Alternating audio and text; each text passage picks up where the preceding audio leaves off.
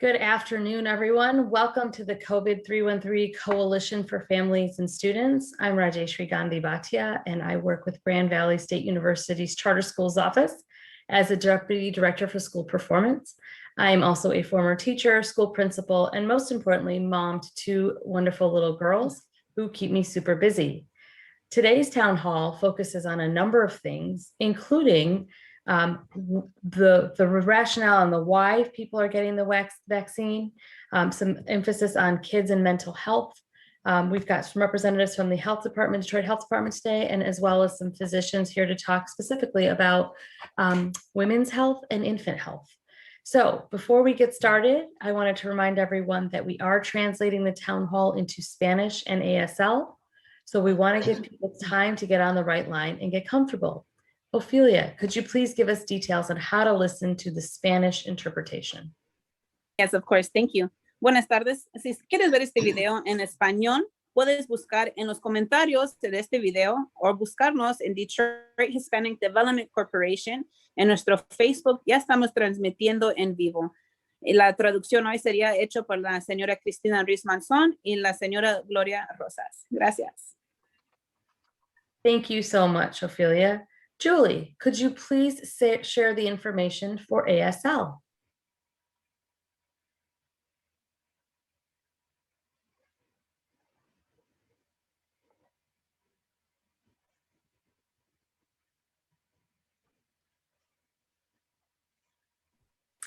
Thank you, Julie.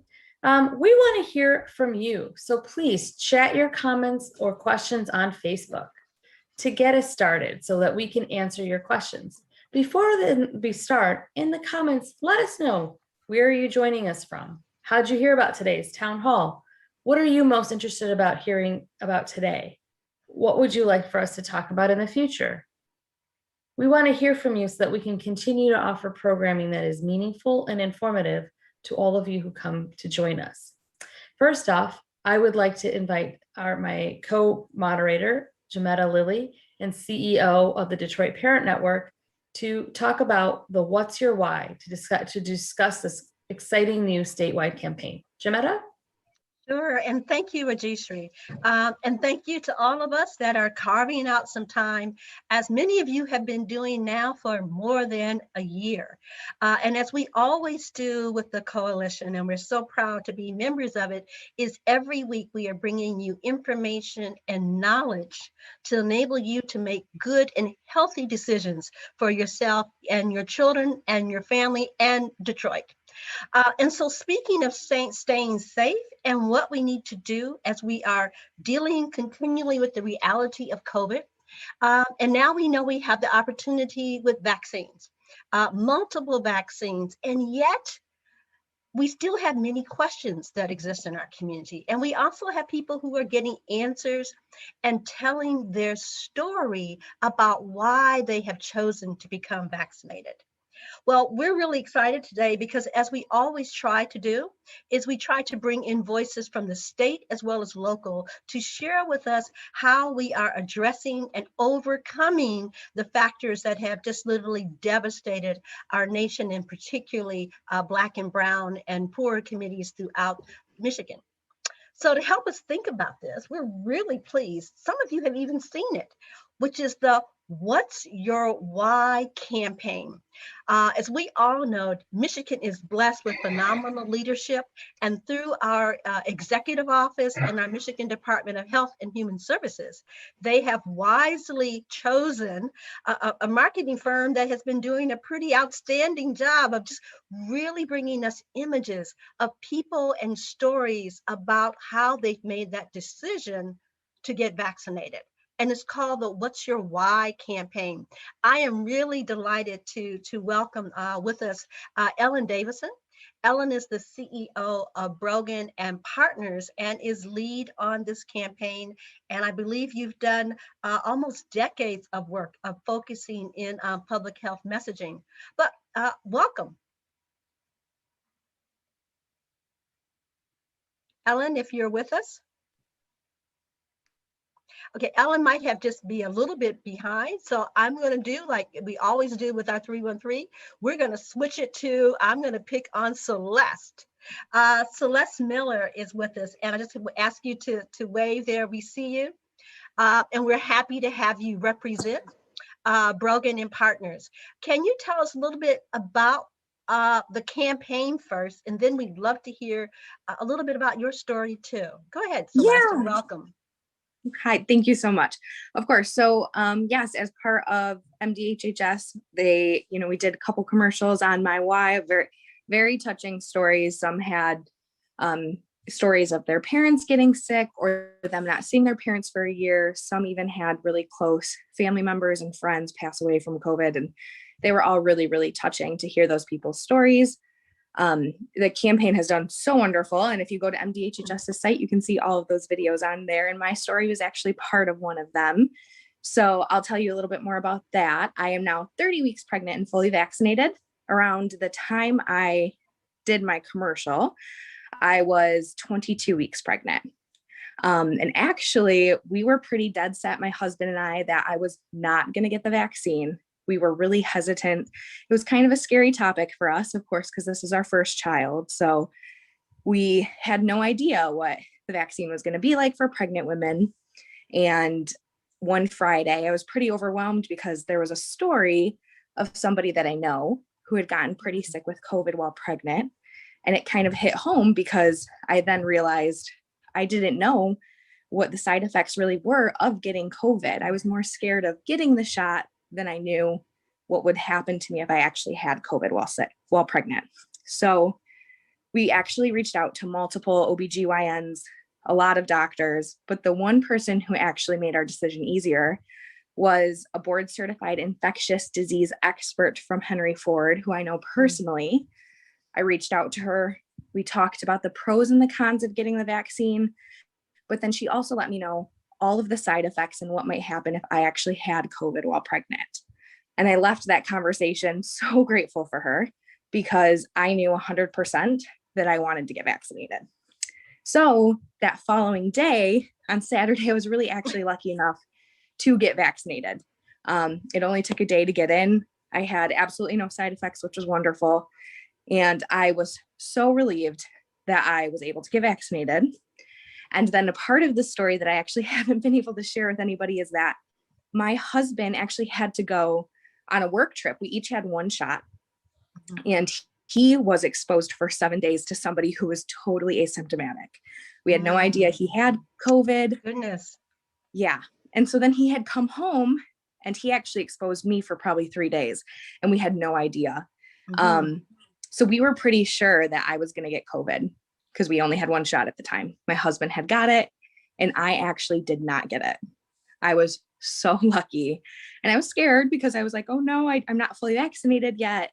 But I actually built enough antibodies that I didn't get COVID. And obviously we have to stress how important it is to get 2 doses of the vaccine, because obviously my husband is one of those cases where he still got it. But I was lucky enough that I didn't get sick. I was totally fine. And then I was able to get my second shot still with 0 side effects again, totally protected. And so we knew that we made the best decision for us as a family, because if I didn't get vaccinated, who knows what would have happened.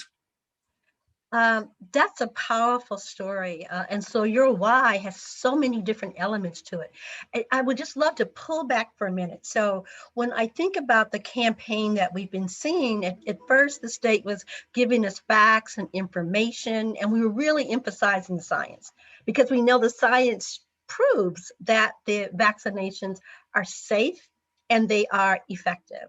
And you just gave testimony also that as a pregnant woman, once a scientist, a physician explained all that detail to you about what could happen with pregnancy without the vaccination, you really made a decision that was ultimately the best for you. Yes. And that's really important. And that's what we're trying to let people know. Get the information, talk to a trusted source. In your case, it was wonderful. You had a friend who was a physician, and of all things, they have that level of detail. So we're really pleased that we've been seeing now this host of images, not only of people like yourself, Celeste, but everyday folks talking about why they made that decision.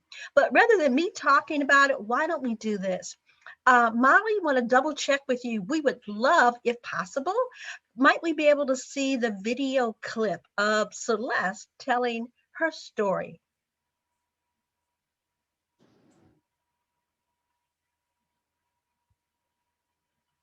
Can I ask you a question? Why did you get vaccinated? I got vaccinated because I am 24 weeks pregnant and we wanted to protect our baby boy. And I started hearing stories of people getting COVID and having to give birth alone. Once we talked to my OB, we talked to multiple MDs, and they decided that the best way to protect me and baby was to get vaccinated. We cannot wait for you to come and see all of your family where everyone's safe and vaccinated and COVID-free.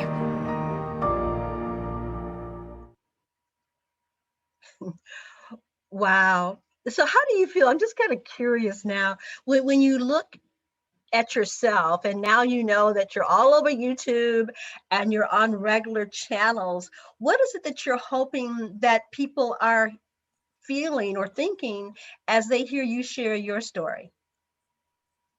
Yeah, so when I was reached out to share this, I was really overwhelmed because I had no idea that this would be a story that I'm even sharing. But, I hope that other pregnant moms like me, or even new and breastfeeding moms, can really see this and know that it's okay to be scared of getting it. It's okay to be curious, because the only thing that we're doing, right, is trying to protect our child. It's our main priority now until the rest of our lives. So I hope that they see this and they reach out to their doctors, get that information, and then make the best decision for them and their family, essentially. Yeah, that's awesome. And you really prove the point that why our coalition even in fact exists. We exist to help lift up information from trusted sources and say and share and love on our community with facts so we can make good decisions. But let's kind of move forward, because not only is the campaign talking to people like you, and if I believe your ethnicity is what? Would you like to share that, please? Yeah, yes, of course. I am Hispanic. So that was another reason. There was some data and some facts that Hispanic people are getting hit kind of harder. And that also made me nervous, knowing that that was my background. So that was definitely one of our deciding factors. I wanted to make sure I was protected, as well as my whole family. Yeah, because we know, unfortunately, the reality is that COVID has most adversely and disproportionately devastated Black and Brown and Native American communities more so. And even now, while people are thinking somehow that COVID has gone away, we're beginning to see an uptick in hospitalizations, and hospitalizations unfortunately can lead to more deaths, both of Black and Brown citizens. So we need people to pay attention. But we've got some more stories, and we're hoping that folks can think about that. So we have another story of someone who has been in a vaccine clinic in the city of Detroit. Molly, can we see that story, please?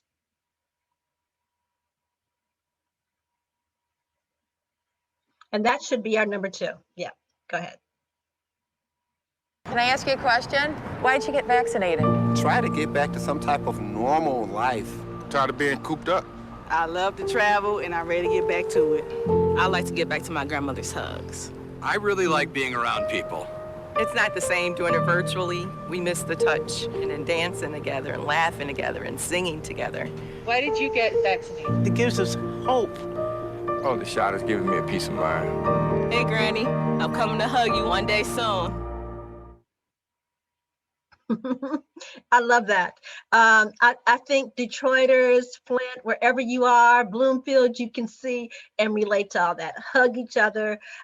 There's nothing like, by the way, now that I'm vaccinated, there's nothing like walking up to other people that you haven't been able to hug for a year or more, and to be able to hug them. I do believe, while we're talking about hugs, some of the people that we most love to hug are our kids. So now we know that vaccinations are available and not only just available, but they have proven to be effective. And that is so important now that we know that we have more different variants that are out there. So let's hear from a child really quickly that has been vaccinated in that 12 to 15-year-old group. And then Celeste will get ready to transition. Molly, can you play that last one for us, please? Can I ask you a question? Why did you get your kids vaccinated? It was hard for them to social distance, to be isolated from their friends. I want them to get back to school and sports games. So as a pediatrician, I recommend the vaccine to everyone I know. The boys lost a former teammate and classmate who was only 20 years old. It's been a devastating year. We want to get back to normalcy. Our daughter is really looking forward to being with her friends, being a kid.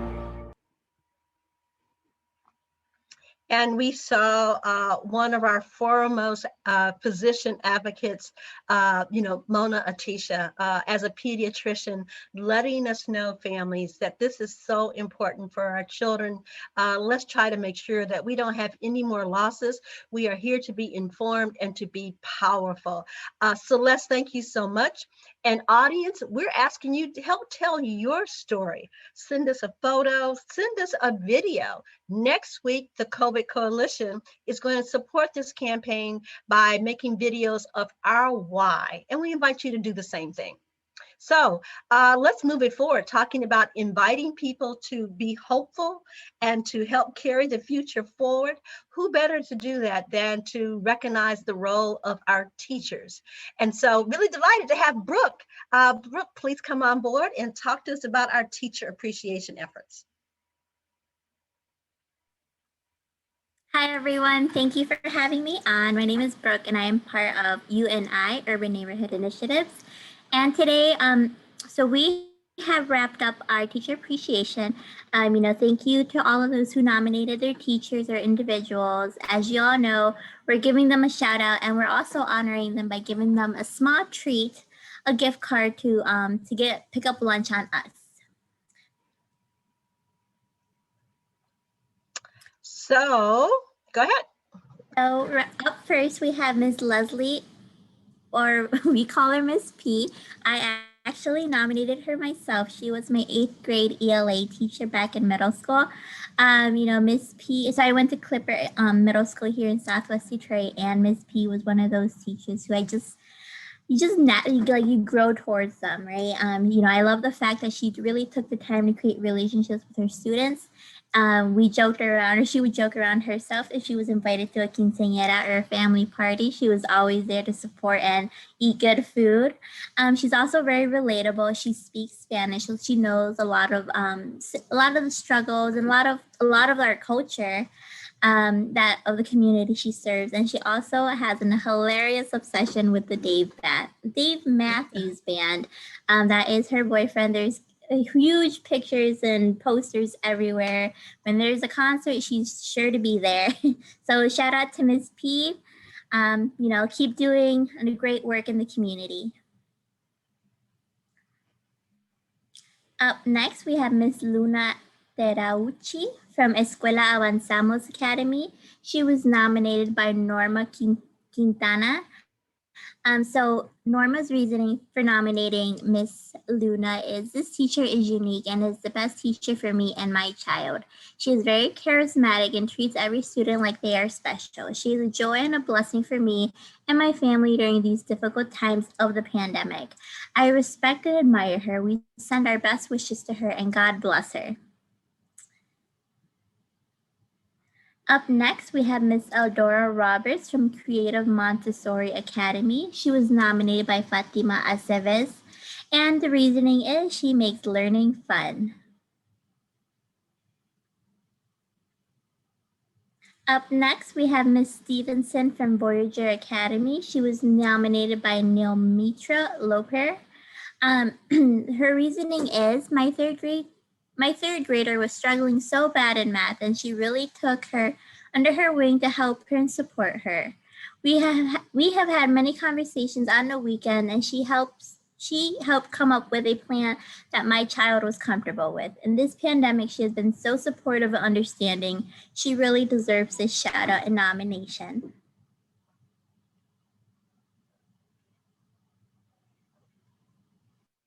Up next, we also have Miss Catherine Kutney from Academy of the Americas. She was nominated by Amanda Holliday.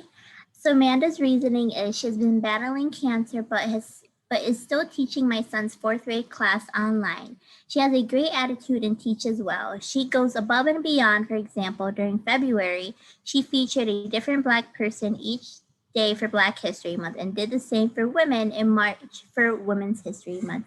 So shout out to Miss Kutney, and I hope she makes a speedy recovery.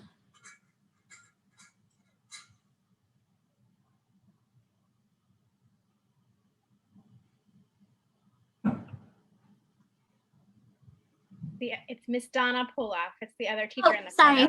Oh, sorry. Oops. Sorry. Oh, sorry. So sorry. Oh, no worries. Go ahead. Miss Donna Puloff. My son has a team teacher. She is great. She even recognized that my son was ahead of the class in finishing all of his assignments and needed more challenge. So she put him with some other kids in a book club and got them all chapter books to read together. So shout out to her. And so those are it. Thank you everyone for submitting your teachers and making sure they got the recognition they deserved. For our educators, keep doing what you do. You're definitely touching the lives and inspiring all of the students that come across your way. So thank you. And thank you so much, Brooke. Rajeshri or any others, are there any comments that any of you would like to make to kind of tag on to this really important way of acknowledging our teachers, our educators? Oh, absolutely. I think nothing means more to a teacher than the kind words from a student. I can tell you as a former teacher myself, I still have a Why I Teach box and have saved pretty much every card any student has ever given me because those words just mean so much. So even if you didn't get a chance to recognize your teacher through our program, and you don't need to wait for Teacher Appreciation Month, I encourage parents and students to say the kind words, to say what we feel and appreciate those teachers on an ongoing basis, because it's honestly the fuel that keeps us going. You're so right. Let us love on each other and give each other flowers whenever we can, whatever that looks like to you. And to help us start thinking about how, in fact, we can stay healthy enough to get out into our gardens or onto our shelf, to do the things that we all want to do on a beautiful day like this. The reality is that we still need to be very focused on keeping safe and COVID. And to help us with that every time is the Detroit Health Department. Hannah Ewing. Hannah, would you please come on and give us some insights? We've gotten a variety of information, different levels about masking. We have a federal discussion, we have a state discussion, and what's going on right here in the D. Absolutely. Help us out. I'm going to share my screen just because I think the numbers help explain what's going on in the D. 1 second.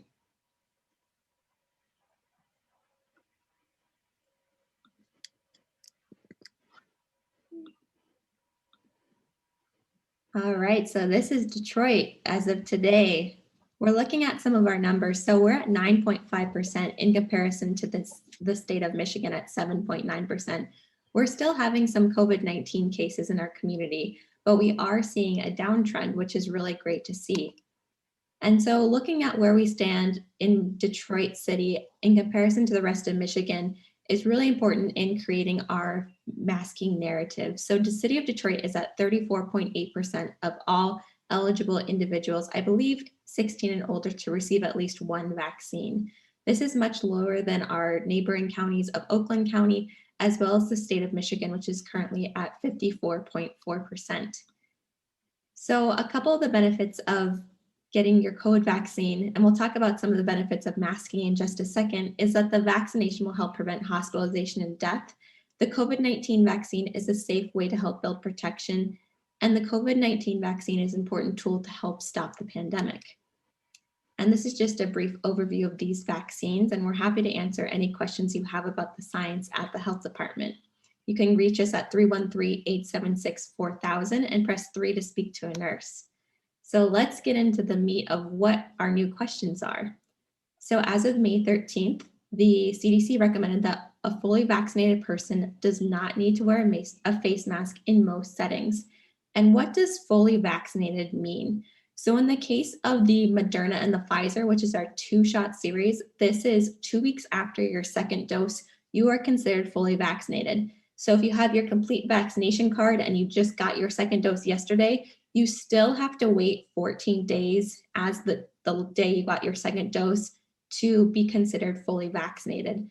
The reason is that it takes our body time to help build these antibodies, and that high level of protection is what makes it safe for us to go without a face mask. Additionally, on May 15th, the state of Michigan released guidance that fully vaccinated people do not need to wear a mask in most indoor and outdoor settings. And why is this? So this is the science showing that fully vaccinated people are far less likely to contract COVID-19 or to give COVID-19 to the community. So let's talk a little bit about what this might mean in the city of Detroit. Well, it's important to note that we're at only 34% vaccination rate, so the majority of our community still needs to mask up. Additionally, any business or workplace can require you to wear a mask. If you're bothered by this, I ask you to think about the person who's working the register. We don't know the stories of those who are, on the front lines or anywhere in the community. She may be terrified not knowing who's vaccinated and not vaccinated, and even if he or she is vaccinated themselves, may have someone at high risk in their household for contracting COVID. So it is perfectly okay for a business to ask us to wear a mask in order to keep themselves, our communities, or their employees safe. So I like to say the new accessory of summer 2021 is going to be your mask if you're fully vaccinated.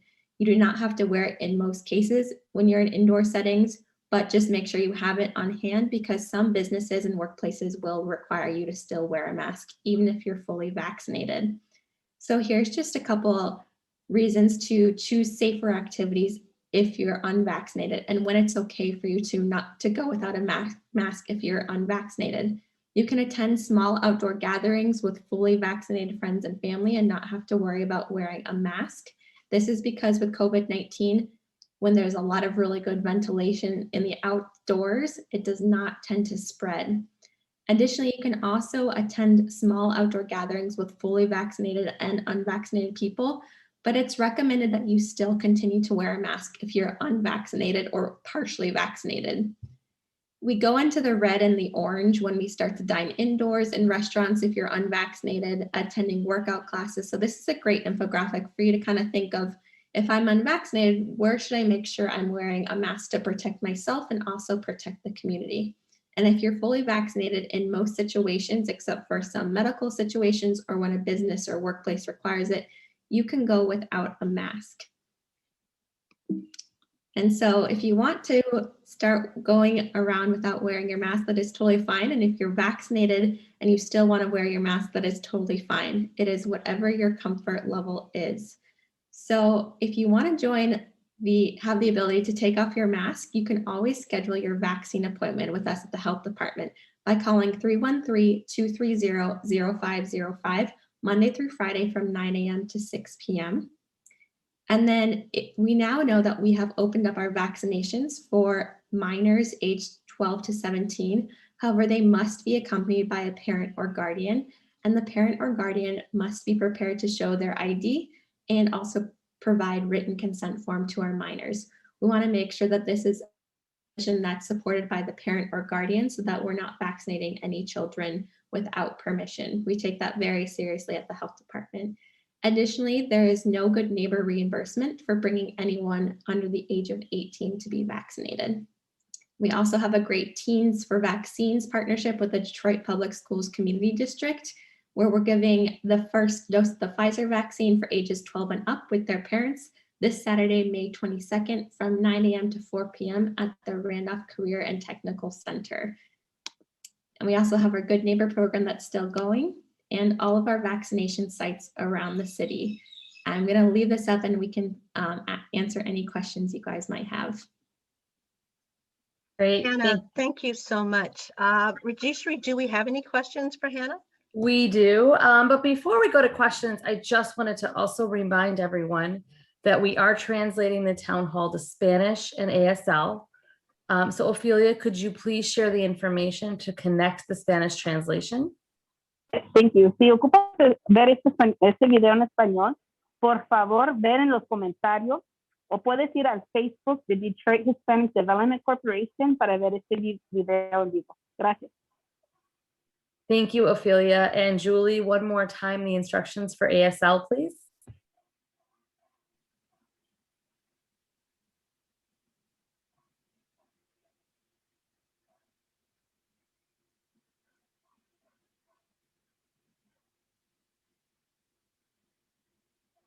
Thank you so much, Julie. Hannah, we have a couple of questions. Let me share with you the first one. The question is, can someone who is fully vaccinated contract COVID-19? And if that happens, are they able to spread the virus to others?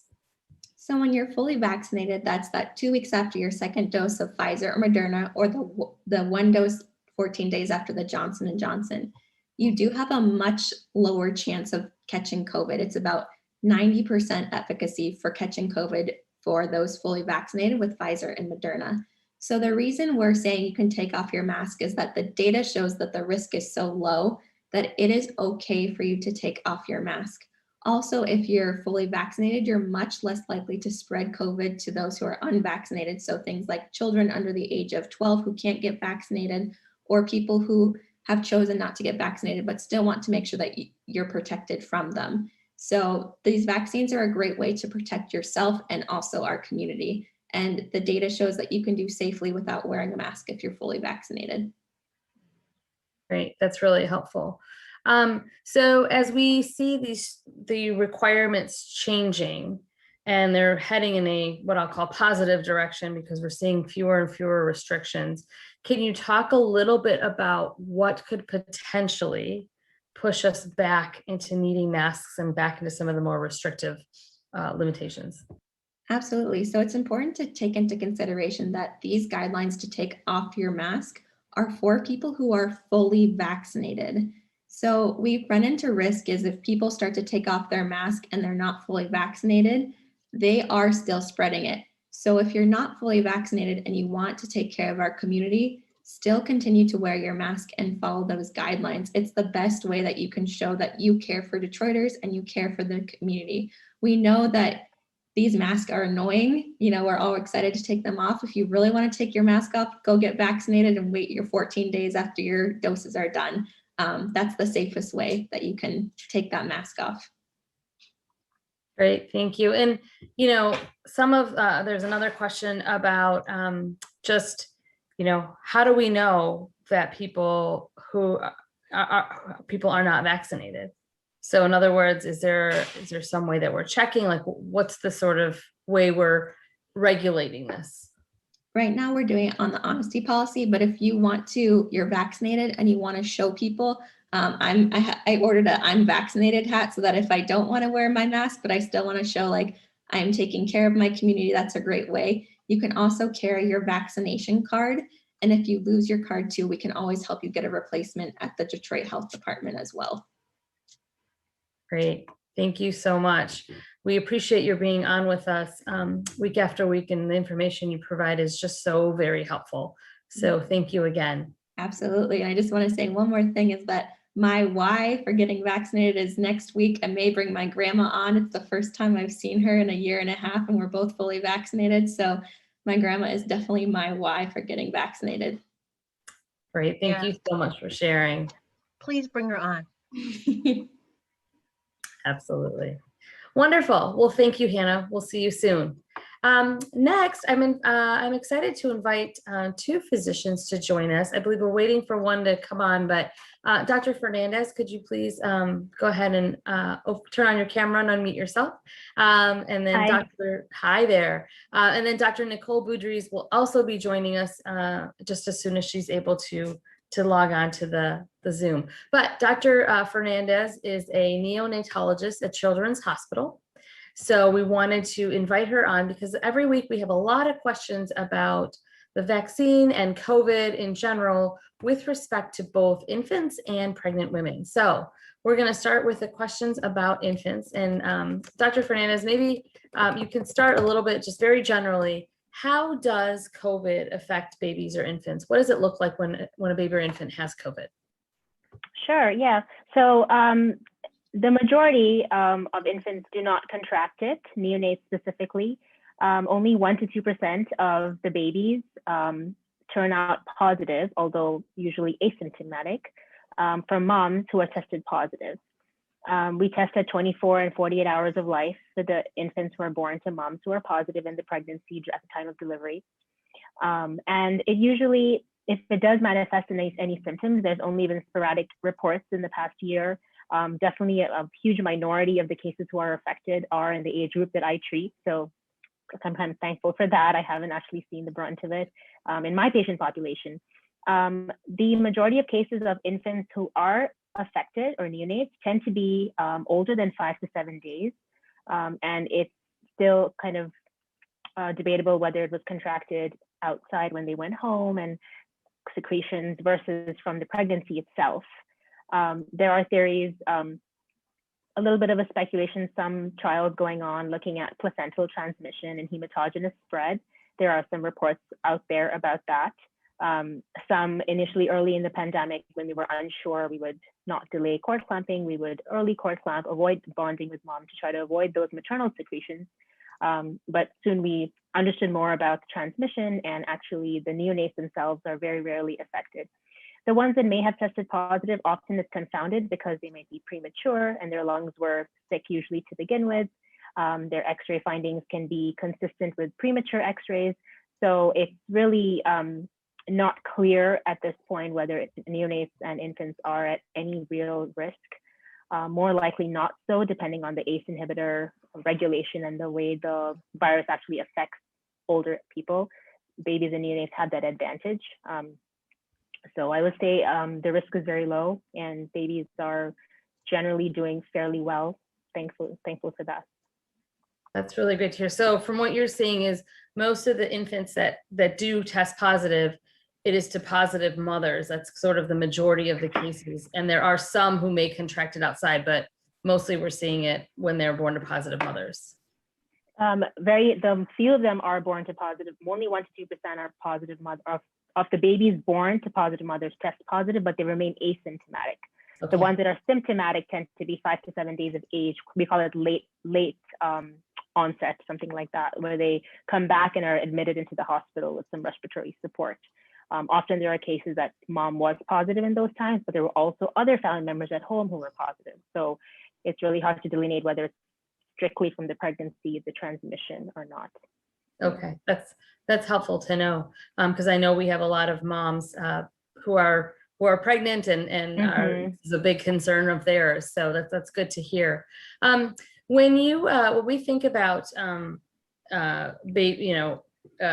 vaccinating a baby, for example, right? We give lots of vaccinations at the time of birth.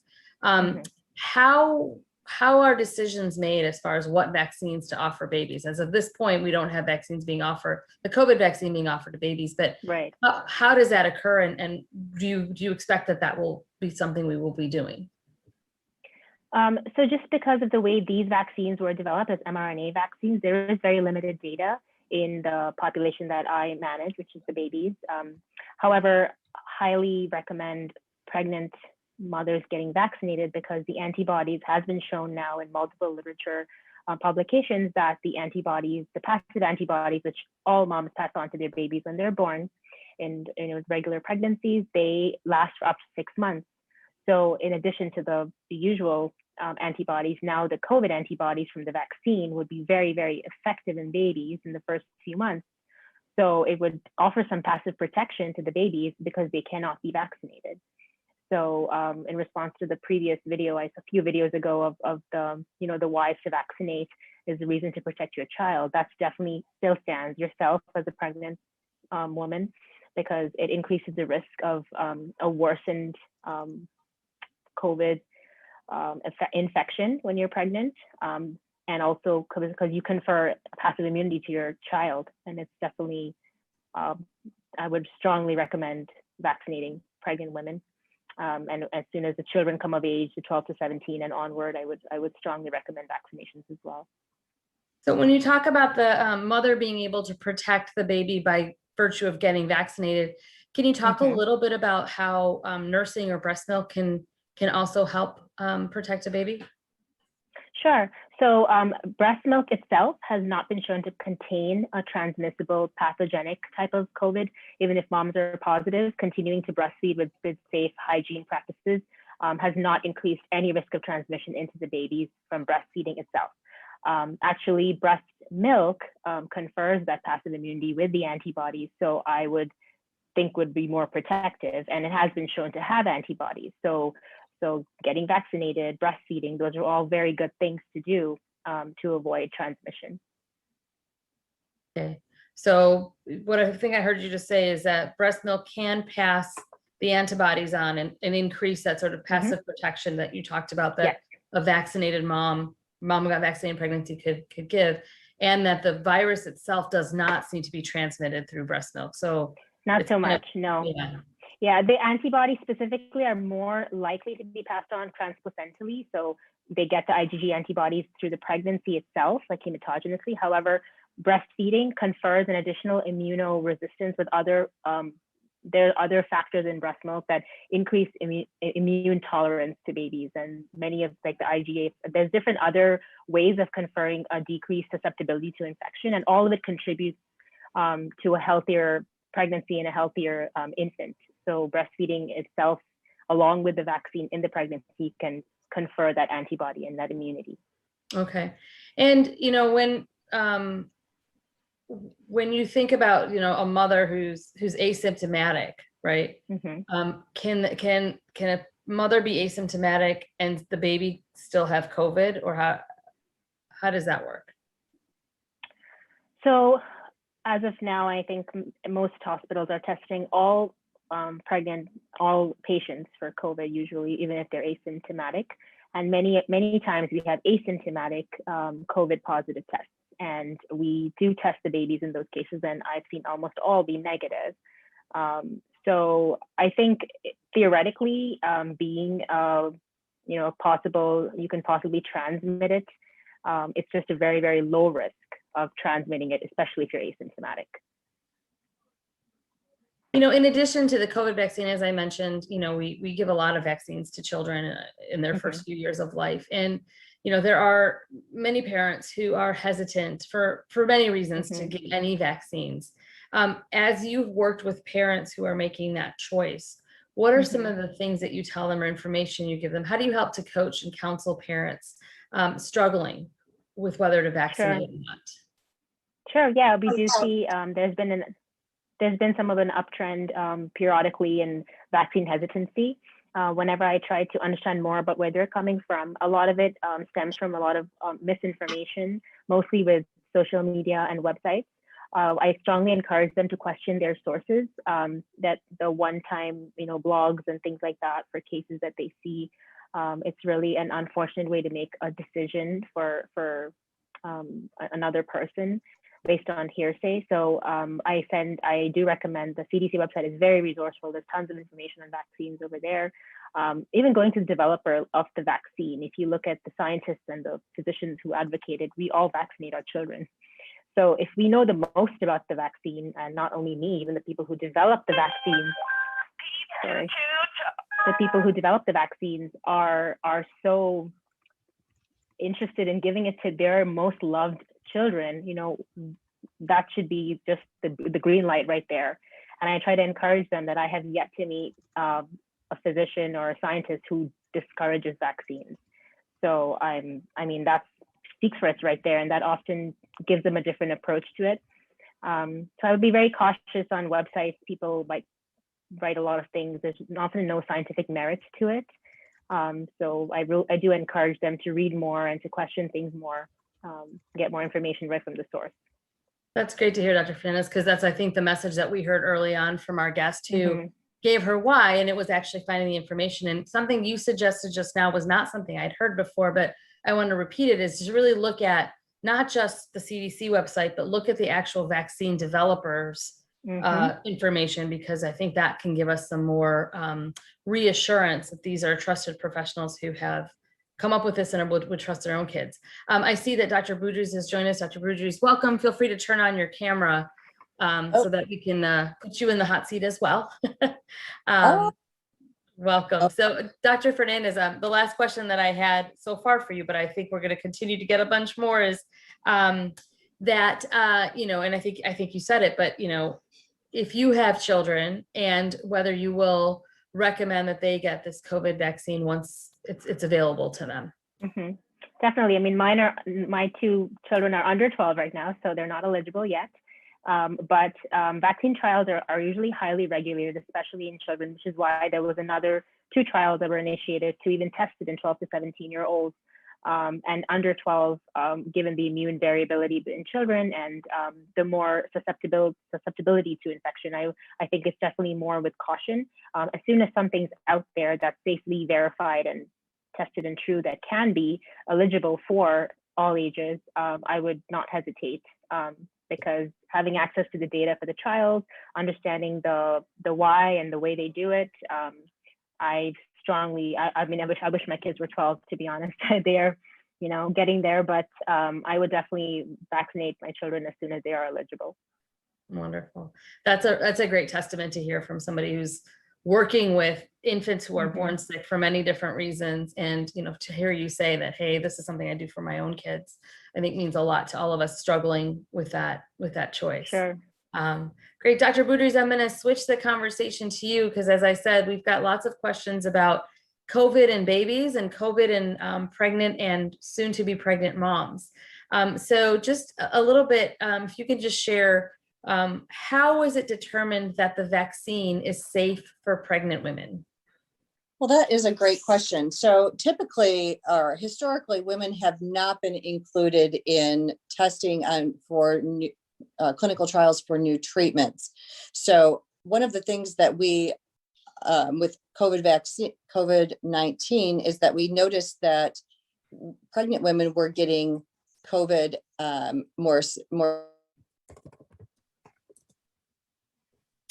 Oh, Dr. Boudries, I think we're losing connection with you. Want to try one more time for us?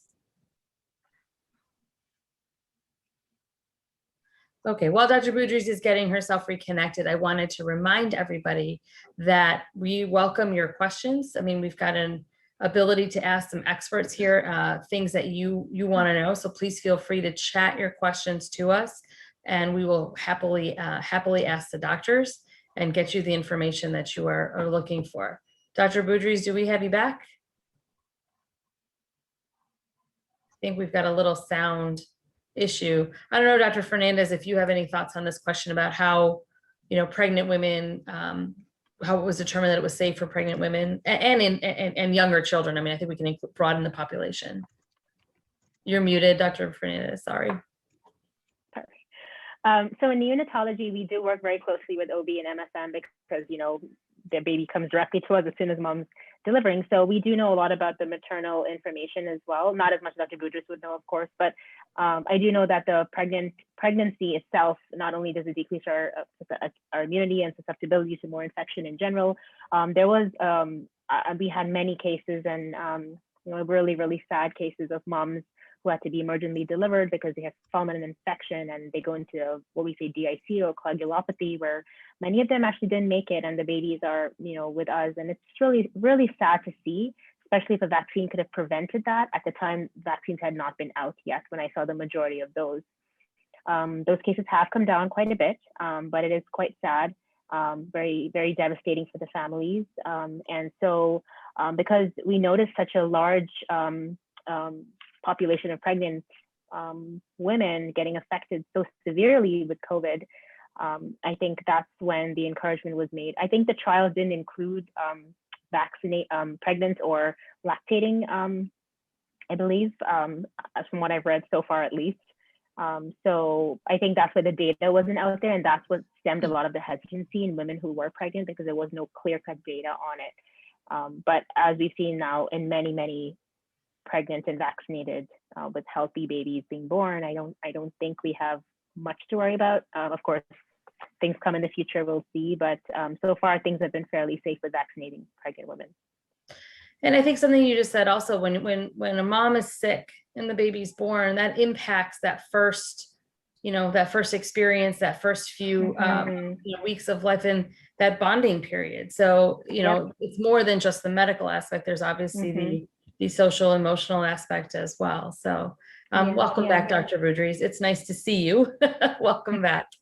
Right, I was like talking and talking. I'm like, wait, nobody's there anymore. So sorry about that. I was trying to get a better internet connection, and I should have just gone with what was on there. So thank you very much for taking that the question for me.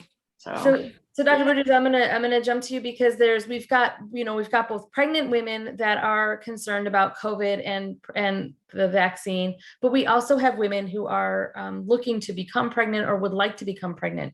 So there's, can you talk a little bit about the risk to fertility with both COVID-19 and the vaccine? That is a great, thank you so much for asking that. I have so many women who are trying to get pregnant who are wondering whether they should get the vaccine and wondering if this is going to have an impact on their pregnancy and on their fertility. So certainly I think when we're looking at a disease like COVID or infection like COVID-19, we have to be concerned about, well, what are the long-term health effects if we don't get the vaccine? So we know that pregnant women are more likely to have a more severe form of COVID-19, are more likely to be in the ICUs, intubated. So if you don't get the vaccine and get COVID, you're more likely as a pregnant woman to have severe outcomes. We also know, as far as fertility, that you can have long-term effects of that, such as cardiovascular, pulmonary, which may affect a pregnancy in the future. And there are even a subset of patients who get COVID-19 who have long COVID, which can last for years and years. So while those don't directly affect fertility, certainly COVID itself can affect the health of a woman who wants to conceive. Currently, there is no data that shows that the COVID vaccine affects a woman's future fertility, and we don't have any concerns about anyone of any reproductive age getting that vaccine. Okay, so that's very helpful to hear. And you brought up something that we hadn't necessarily talked about, in that if a woman gets COVID and potentially long COVID or there are other things that could impact the pregnancy that are not necessarily based in the reproductive system, but cardiac, et cetera, that could impact the pregnancy, which is another important consideration that women need to take. What is the safest point in the pregnancy, quote unquote, safest point to get the vaccine? Well, I recommend that all my patients that I see who are trying to conceive get it before they're pregnant, because I think that's important for them, because many women don't realize they're pregnant until the more advanced stage, or until after the first trimester. So I think the safest time to get it is before you're pregnant, so it helps protect both the early pregnancy and the later parts of the pregnancy as well. For those women who do get the vaccine and may have developed a small fever, we know that if you're going to have a more severe side effect from the vaccine, that doing that before pregnancy is preferable. So as far as the side effects go, because that's my next question here, we know that there are a range of side effects. If a pregnant woman gets the vaccine and then does get a fever, is that something to be concerned about, or how do you manage it and ensure that the pregnancy remains healthy? Well, certainly. I mean, as women who are pregnant, there are different types of illnesses that we get that may lead to a low-grade fever or a low fever. Those high fevers, I would say we want to limit those temperatures, because they can cause problems in a pregnancy. So taking Tylenol or something to help bring down that fever would be preferred. I did want to also, you said, what's the best time? So, I see a lot of patients who are trying to get pregnant, but what if you're already pregnant, and when is the best time? There is some really great data out that shows that getting vaccinated in the third trimester can help protect not only mom, but can also protect baby. And so I don't know if that was discussed previously, but great data there on things that we can do for our children. Okay, so that's up. So getting the vaccine in the 3rd trimester is shown to have greater impact on the baby than potentially earlier in the pregnancy. Well, we can pass along. They've shown that you can pass along the antibodies to the baby, and they found them in the newborn. So that can be beneficial as well. So just because you're in the 2nd or 3rd trimester doesn't mean that it's too late. Okay. That's helpful to know. And then, as you mentioned, you're in addition to being an OB, you are also a fertility specialist. And do you see, for those of us who have young daughters in particular, do you see any risk to future fertility, right? For our 12-year-olds, 13-year-olds, 15-year-olds who we're making a decision now to have them take the vaccine. Do you foresee any issues fertility-wise for them? I don't. There has been no data that shows that this can affect a woman's fertility, her future fertility, and certainly in young girls, just as in adults. If you get a severe case of COVID or you have long COVID, that can also have lasting effects. But at this point, we do not have any data that would show that there are going to be risks to a young lady's ability to get pregnant in the future. Great. That's really helpful. Like I said, as a mom of 2 girls, anytime I think about doing anything for them, I always think, and I'm sure other moms do as well, that is a choice that I'm making today, potentially limiting them or hurting them, in the future. So, and fertility is something that I realize that we're just starting to study more. But it's just, it's definitely of concern. Jametta, I wanted to invite you back because I know you had a question for the doctors as well. So. Sure, thank you, and welcome, Rajeshri. One of the things that happened the other day, we did a conversation with the folks from Make Your Date and also Wayne State, other physicians, and one of the things that came up, what I thought was pretty powerful, like to hear your thoughts about it, is that over 100,000 pregnant women have received a vaccine and been okay. So that's a pretty nice sample size to speak to. But one of the things in terms of myths that we hear a lot is that people are saying, why are women having to get these shots, or why should babies get these shots? There appears to be a disconnect that there are in fact vaccines and immunizations that are routinely given to women while pregnant, and in fact to very young children. Could you speak to that piece real specifically? Because some people are saying, we never got shots before, why are we having to do this? That makes COVID particularly ominous to them. So I can take the one about the children. I think in the pregnancy, the Tdap is the one Dr. Boudreaux says she's referring to, I believe. But yeah, there are some pregnancy vaccines that Dr. Boudreaux can address, but in children, neonates, infants, as they get older, there are standard vaccination schedules that have been developed with a lot of thought and a lot of process behind it. They're not arbitrary months and that have been chosen and arbitrary doses. There's a lot of science behind it, and the schedules are readily available on the CDC and the WHO websites. There are catch-up schedules as well if you missed a few, especially in the time when we had the pandemic, people missed appointments. That's okay. There's catch-up out there that confer immunity. So I would encourage people, in addition to talking about COVID, continue to talk about the regular vaccination schedule for all infants and children. We have eradicated so many terrible diseases from appropriate vaccinations. We can't just rely on what we say herd immunity when people say, oh, people around me are vaccinated and I'll be fine, I don't need to, or my kids don't need to. Mm-hmm. That's not good enough. I think we owe it a little bit more to the future generation to protect the adults of tomorrow who will have their own children, and to educate accordingly. They're very simple kind of handouts you can print out and share on the CDC website in plain terms, no kind of scientific gibberish on there. It's very clear and very concise. Sometimes they print out a little bit of trials from the data as well, data from the trials. So yeah, I think the regular vaccinations should not be ignored, should not be forgotten. And COVID may or may not make this a routine. I'm not sure where we're headed with that, but the regular vaccines, I do remind people to strongly follow up Could with their you just very pediatricians with the regular. briefly, and I'd appreciate it because I just got a few texts of that. Could you very Sure. briefly just remind people what are some of those vaccinations, those well-child Sure. vaccinations that happen, say in the first year of life? Because people are hearing this, but not everyone is thinking about what they are. If you could just share those, please. I'm alarmed that people don't know that vaccinations happen in the first year of life. So I will glad to answer that. So at birth, we give the hepatitis vaccine.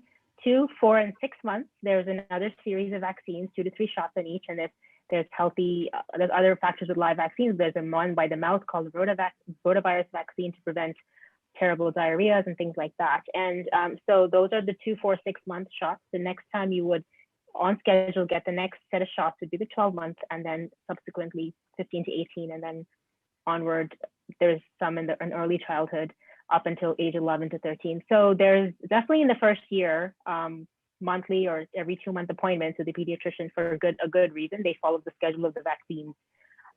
So I do encourage everyone to call their pediatricians and make their appointments and follow up with their vaccines, and get back on schedule to confer appropriate immunity for your children. Okay, thank you. As far as what vaccines do pregnant women usually get, so we recommend that any pregnant woman get her flu virus, and influenza is similar to COVID-19 in that pregnant women are more likely to get a very severe case of influenza. And so at any point in pregnancy, pregnant women can get and should get the flu vaccine. Really, there's only 2 vaccines that we say a woman should not get when she's pregnant, and that's the measles, mumps, and rubella, and varicella. So those are 2 they're live viruses, so they kind of weaken the virus, and so the patient actually gets a less strong version of the disease. But those are 2 that we wouldn't want a woman to be exposed to in pregnancy. But other than that, any other vaccine she should be getting in pregnancy, just like she would if she wasn't. Thank you. Thank you so much to both doctors for being here. You've answered a lot of questions because every week we do get questions about infants and pregnancy and fertility. So we appreciate your being here and making time. And I know what you have with both busy schedules. Jametta, I'm going to pass it off to you now. We're going to have Kevin Fischer from Nami to discuss mental health. Thank you so much. Thanks so much for having me. Yes, thank you. And so consistent again with our approach, you've heard great information around physical health, but it's so important for us to recognize that COVID has had a really, really devastating impact on so many in our community. And so we'd like to welcome Kevin Fischer, who is part of Nami, and he's going to talk about what this acronym means and really the importance of what we're seeing around mental health, and in particular, suicide, and the uptick, unfortunately, that we're seeing with African-American young people. But first, Kevin, welcome. Thank you. Thank you for having me. So I'll just jump right in. NAMI is the National Alliance on Mental Illness. We are the nation's largest grassroots mental health organization that's purely dedicated to building better lives for the millions of Americans affected by mental illness. So not just individuals who are living with a mental illness diagnosis, but also family members, caregivers, and really the community at large, because when we think about it, 1 in 5 Americans, and now since the pandemic, we're going back to 1 in 4, are affected by a mental health crisis annually. That's over 60 million Americans. So when you think about the ripple effect, we're all affected by mental illness in one shape or form. So I'm gonna share my screen here really quickly.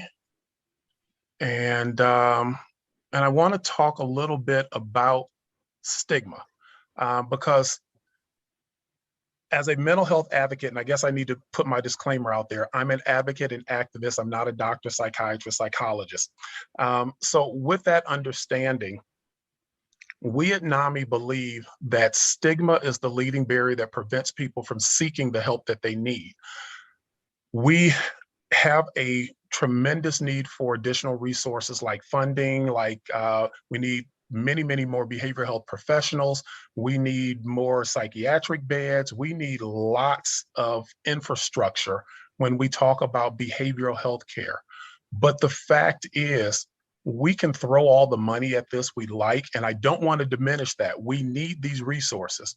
But if we don't fundamentally change the way we view mental illness and mental health care in this country, or I'm going to even go further and say behavioral health care, because you can't separate mental illness from substance use disorder and intellectual and developmental disabilities and suicidal ideation. All of those things are connected with our mental or our behavioral health. And the fact is, if we don't change that stigma, people simply won't seek the help that they need.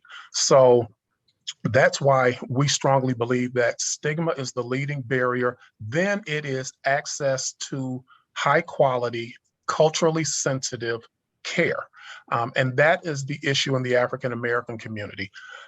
COVID has exacerbated all of our mental health concerns. Whether you are a person who is already living with a mental health diagnosis, or someone who's been affected as a result of the pandemic, whether it's social isolation, loss of job, loss of income, working from home, kids are at home all day, every day, which you were not ready for, your homeschooling, all of those issues have pressed our emotions and mental health to its limits. And we've seen a significant uptick in substance use disorder. You watch the local and national news, they talk about how much alcohol sales have increased and use of marijuana and recreational drugs have increased during the pandemic. And so parents are struggling with having children at home. Children, our young people, are really struggling with the social isolation. And it's things that we took for granted. Going to the prom, going to the football game, hanging out with our kids, with their friends, have had a significant impact on their behavioral health. And as a result, we've seen an uptick in depression, anxiety, suicidal ideation, and so on. And so we really need to address that. And while I am responsible for addressing and acknowledging everyone who's affected by mental health challenges, the fact is the communities of color are at a stronger disadvantage. And the slide that I have up right now addresses that issue.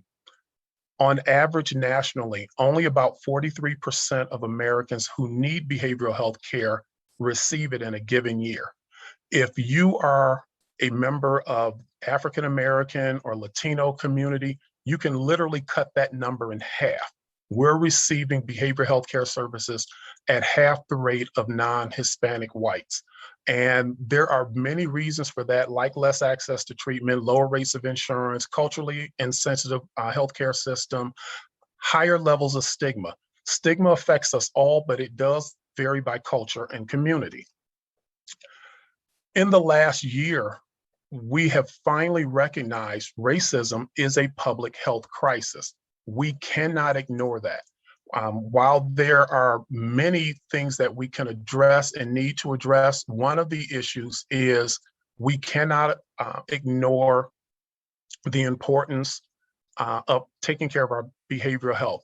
The effect of racism and racial trauma on our mental health cannot be ignored. The disparity in access to mental health care in communities of color cannot be ignored, and the inequity and lack of cultural competency in mental health treatment cannot be ignored. We have seen since 1991, between 91 and 2017, the rate of suicide attempts among African American youth has increased by over 73%, while suicide attempts amongst non-Hispanic whites have actually been on the decline. Now, we are not, make sure I say this correctly, African Americans are not dying by suicide at the rate that non-Hispanic whites are, but we're catching up, we're closing the gap, and that's something that we need to be very concerned about.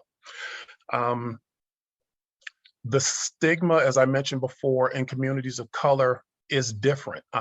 Stigma varies by culture and community, but specifically in the African American community, seeking treatment is frowned upon. So African Americans tend not to be included in research.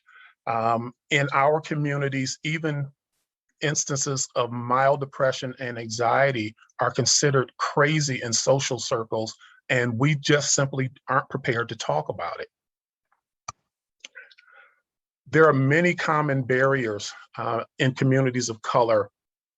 A lot of it has to do with our attachment to faith. There are many people in the African American community who believe that our faith prohibits us from seeking behavioral health care. Our faith prohibits us from taking medications related to our behavioral health care. We believe at higher rates that we can pray it away or go to our faith leaders rather than seeking professional behavioral health care help. And we need to understand that mental illness or our mental health care is as important as our physical health care. You cannot separate your brain from your body. And the fact is, if you don't take care of your mind, you cannot take care of the rest of your body. So we need to change the stigma in our communities. The rate of mental illness in communities of color and communities of non-Hispanic white is actually very similar. There's not a huge discrepancy in the rate. It is in the access to care and the utilization of care that's an issue. We, as I mentioned before, we have several issues that we need to address. Stigma is the first. Access to high quality health care is the second. But the third is the willingness to seek it and know what's available to us in our communities. Because though we have a shortage of behavioral health care resources, that doesn't mean they're non-existent. We actually have a lot of resources available to us. One that I'm really proud of here in Southeast Michigan is what's called Certified Community Behavioral Health Clinics, or CCBHCs. Senator Stabenow worked in a bipartisan effort over the last few years to secure funding, where we now have 14 certified community behavioral health care clinics in Southeast Michigan, 24 throughout the state. And what that means to people who are in need of behavioral health care services is that you can present yourself to any of these 24 locations or 14 in Southeast Michigan, regardless of the severity of your diagnosis, regardless of your insurance status, and regardless of your ability to pay. They will provide you high quality behavioral health care at absolutely no cost. And so we should absolutely be taking advantage of those resources. We talked a little bit about culturally competent care. There is a shortage of behavioral health care professionals nationally. There is a further shortage of behavioral health care professionals of color, but we can't allow that to stop us. African Americans, as everyone, if we need behavioral health care, we should pursue it.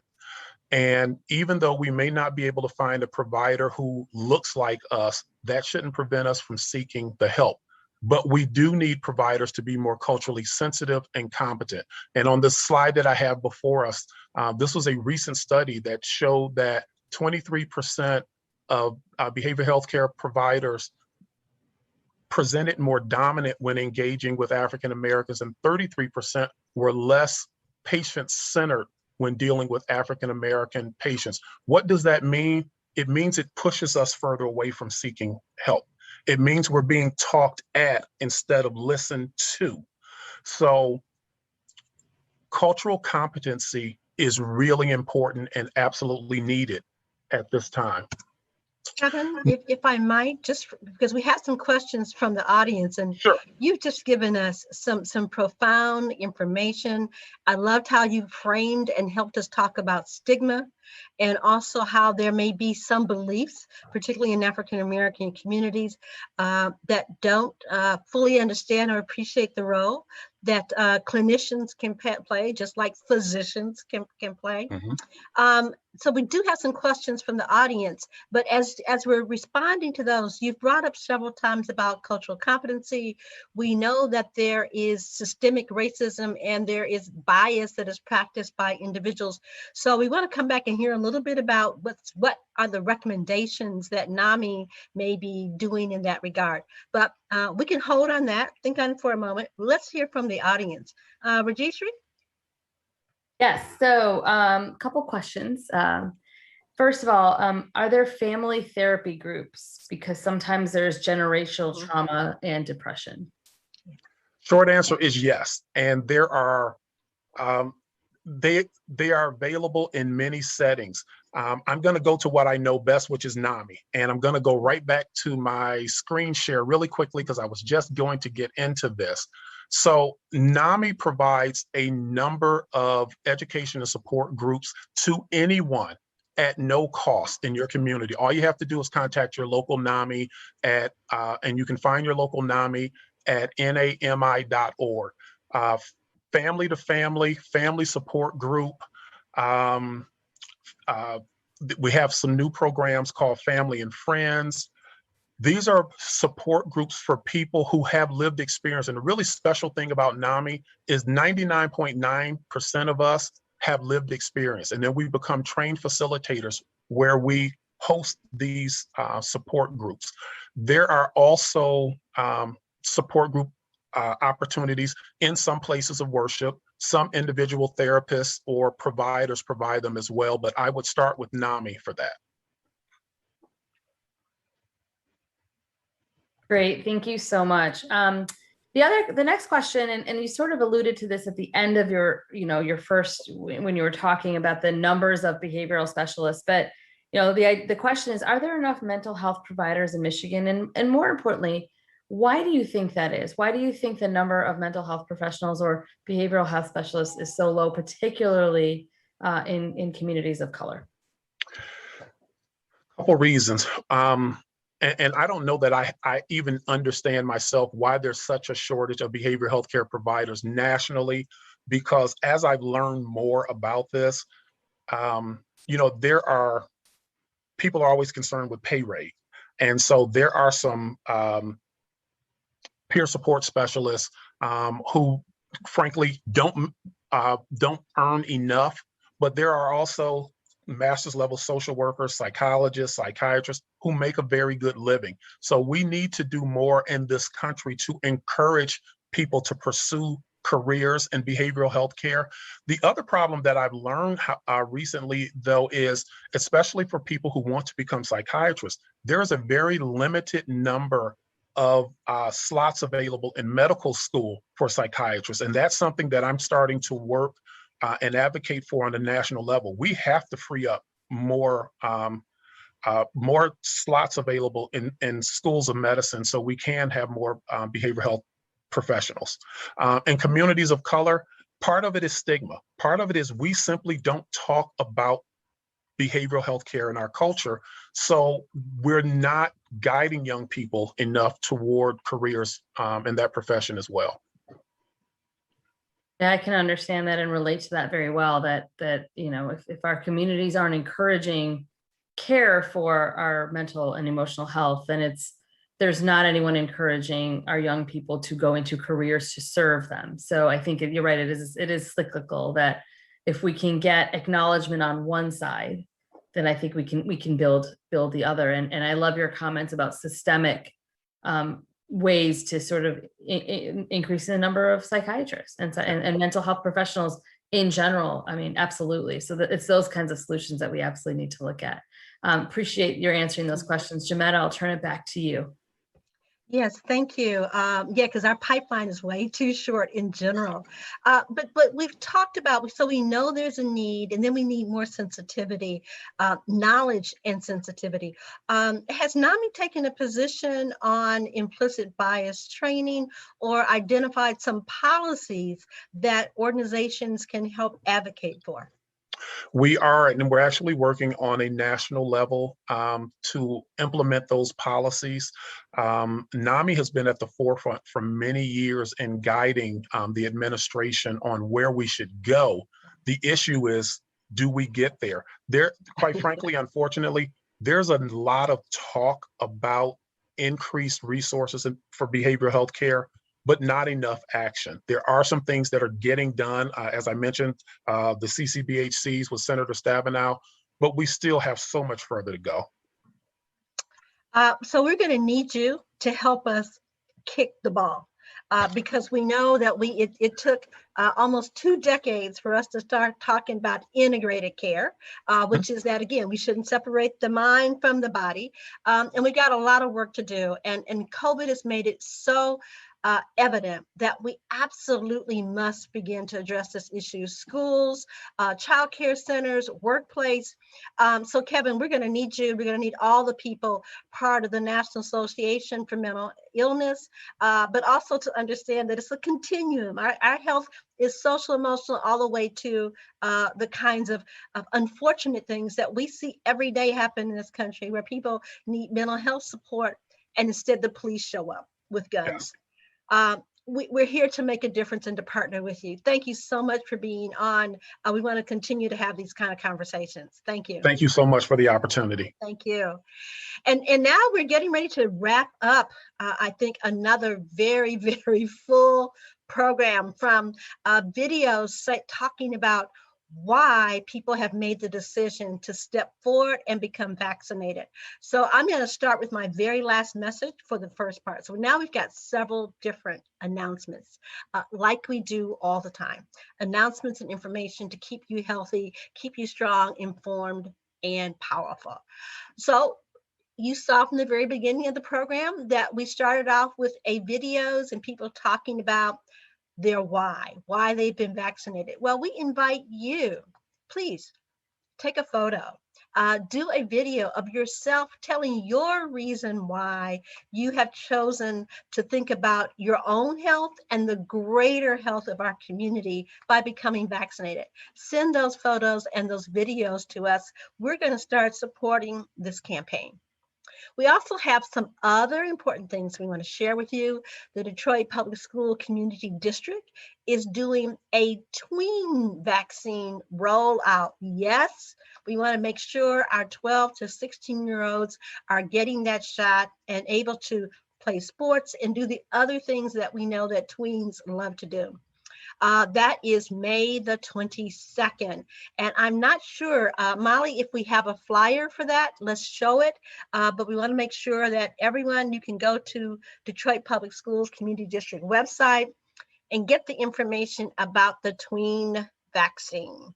Again, that is this weekend, May the 22nd. The other thing that is happening, again, is about staying powerful, Detroit, and that is that we thank 482 for their advocacy. They are doing a community voting tool. There is a tool that is in place to help us think about the use of our vote. Please make it a point that you can contact 482 I believe the information is also available. You'll see this document. You can go to their Facebook page, as well as, let's make sure that we can get this in the chat as well. Would be wonderful. Anyone wanting to take the community voting initiative. Remember, we are the ones that politicians work for. Then also, we've got a language and justice campaign. We want you to learn more about that. And of course, while we're talking about language, an important part of language is literacy. So the Detroit Parent Network, New Paradigm, Wayne State University, University Michigan literacy programs, the Community Education Commission, DPSED, we are partnering to bring to you the very first expo, Science and Literacy Expo, for parents and children ages 4 to 7 years old. Parents, grandparents, aunties, grab up that preschooler, that 5, 6, or 7-year-old, and create some exciting and fun science activities in your home. Take a video of that, create that project, or maybe you want to do a literacy project. Maybe you want to read a poem. Maybe your little person wants to write a book. Maybe your little person wants to dress up and talk about history from a favorite book that they have. All of those kinds of activities are what we are welcoming to be part of a science and literature and literacy fair.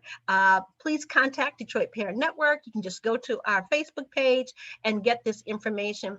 We would love to be able to have you virtual, as well as we are doing the event on June the 10th at Eastern Market. And while we're focusing in on building up science, we're going to make sure that our young inventors also have the opportunity to meet scientists, to meet young people who are going to become doctors and engineers, so they can get excited about their future. And yes, we're going to help stop COVID, because we're pleased to be able to have one of the Wayne Health mobile units will be on location, so you can get information, testing, and the vax. While we're talking about the vax, again, there are other communities that are doing some other marvelous things. And so we're really excited that we've got in Southwest Detroit a whole effort going on this summer with summer events. And one of those is a call for artists. So we need you if you are an artist. The Detroit Hispanic Development Corporation is doing a call for artists of all types. And you can see on the screen that information. Check them out, please. And by the way, that's a call for all types of artists. Art is not just drawing or just painting. It might be sculpting. It might be any number of things. Let your creativity shine. We also want to do a reminder, and we want to thank the Detroit Public TV for making a forum or a platform that Asian Americans can come together to talk about the anti-American activities. And you notice I said the anti-American activities. So if we say that we're about democracy and a place where all people can thrive, there's absolutely no right that anyone has to proclaim or to harm another ethnic or racial group. And so we know, unfortunately, again, we are seeing an uptick in the kind of discriminatory practices and hate crimes against Asian Americans and those of Asian American descent. And we also want to ask you to please really think about our language. Let's not call different variants by their country name, because we know what happens when we do that. So let's not say UK, because we don't want to discriminate against people from UK. Let's not call it the Indian or the Asian or the Chinese variant. They are COVID variants, and that's what we need to focus, and we all fight together. And last but not least, we're going to talk about Chaz. Chaz has, as they always do, things that are not only good for the family in terms of physical health, but in particular focusing in on reading. Chaz now has a reading club, and that reading club is for babies all the way to 10 years old. There's nothing cooler, mom, dad, and family members, than to bundle up with a little baby on your lap and have the 4-year-old and the 10-year-old over your shoulder, and all of you read a book together. So let's read, let's read, let's read, let's read, and let's build up our community. And with that, I believe I've gotten through most of some really exciting announcements. These announcements are to keep you safe, keep you informed, keep you powerful. And that's why we're here. So with that, I'm going to ask, as we do every week, because this is not a solo story. So Rajeshri, come on off of that beautiful picture that you have there. And let's get the other beautiful picture of you. And I'm always so impressed. She gets like right up to the camera. I'm trying to hide. So we want to ask all of the members of our COVID313, all of our awesome team that brings this work to you every week. And this is work, and it's love work, because none of us are getting an extra dollar to do it. We do it because our community needs it, and we are blessed to be able to provide this information. So thank all of you. Have a healthy, have a safe and productive day. Stay beautiful, stay strong. Thank you. Bye-bye.